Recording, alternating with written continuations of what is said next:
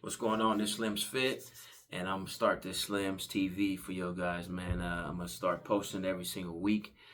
Basically, the hot topics off of my Instagram there that did pretty good, and just give you guys pretty much a rundown on what I feel about it.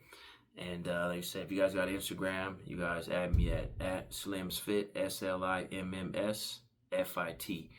And there's more info there. But I'm gonna be posting right here, man. Appreciate all the traction I've been getting and whatnot, especially with this whole sports thing.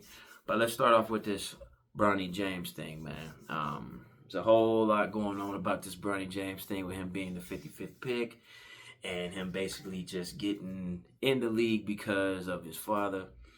I posted some stuff about this. I didn't really say too much about it because I get it. It's his dad. For me being a father, I pretty much would do the same thing for my son getting a man. But a lot of people really don't feel like he should have really got that in the league because he didn't really do good in high school. He didn't really do good in college. I know he had a whole medical thing going on and whatnot. But I saw the final game. He actually had more fouls than he had points, which was crazy to me in the summer league, man. And Lakers' first pick was pretty good. I mean, when I watched the sports writers and stuff, they gave it a plus. So I think that was a good thing there. And then with LeBron's son going to the D League, I mean, pretty much he made what 7.9 million on his rookie contract deal or whatever. So I mean, I feel like Lakers is pretty much getting a bad rep right now, but they want to keep LeBron happy, which I understand. I get it. And they want to keep LeBron happy, so they want to bring his son in. Rather he's good enough. It's going to be a lot of conversation there because you got a lot of LeBron fans that really like him, and vice versa, who's saying, "Look, it was a total mess." Lakers are like the laughing stock of the NBA, which I felt they could have picked somebody that really could have benefited the team and helped LeBron then because the West is really, really stacked. But like I said, man, he struggled the last game. I saw him throwing up some air balls, man. I posted some stuff, and a lot of people were saying stuff about that. But let's get to football, man.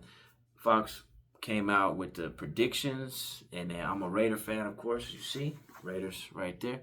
Raider fan, you see in the back. The Lakers, my teams. That's played my topic. They had us at 6-11. Now I know we really have to play. We really have a hard schedule coming up. We play in the AFC North. But I know the first 10 games, they came out with this thing saying that how would the Raiders do with the first 10 games. I kind of had us about 4-5, around there, 5-4. But the second half of the schedule is kind of easy, I would say. So the first is going to be pretty rough. I know Chargers going to be the first home game. And then second, we're going to have, I think it's the Ravens. But we do have a pretty tough schedule. But I really think the Raiders are going to be a sleeper team. It's going to be hard to get through KC, of course. I'm not going to lie about that. Harbor over there with Chargers, we'll see how that goes. I mean, he wouldn't even let them play any music inside the training camp, which is crazy to me. Or like the OTAs or nothing. He didn't even want no music. I mean, Raiders, we jam out, man. We playing Eazy-E, Boys in the Hood, Dr. Dre. It's just a whole culture with the whole Raiders, man, and how it goes down. And another thing, last thing I want to talk about, again, a lot of traction. If you really like football, I suggest you check out the next Netflix series, Receiver, man. It's really, really good. I'm pretty much on my last episode right now. I got like 30 minutes left with them going to the Super Bowl, the KC and 49ers. And it's pretty good, man. And I like it because it gives a little insight with Devontae Adams.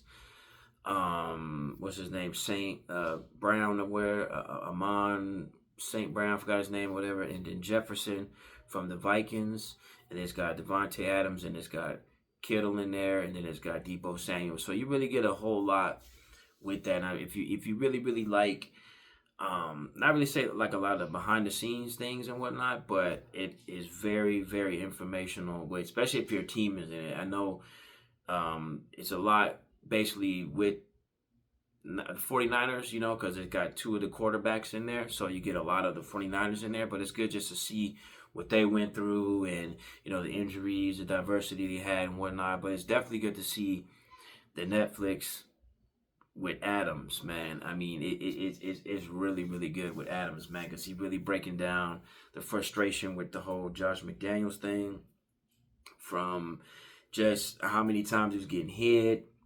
He's like, man, I gotta get up out of here, man, and just the whole thing with McDaniels being fired, and just the whole thing, man.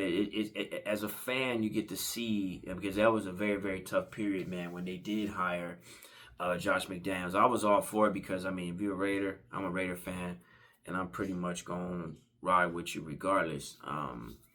But like I said, check out that Receiver, man. It's really, really good.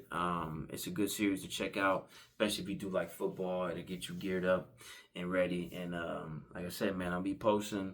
It's going to be a weekly thing here. Like I said, I always post up on my Instagram, and I'm going to get a lot of traction and whatnot, people commenting and stuff. So I'll probably pick like the 3 best posts.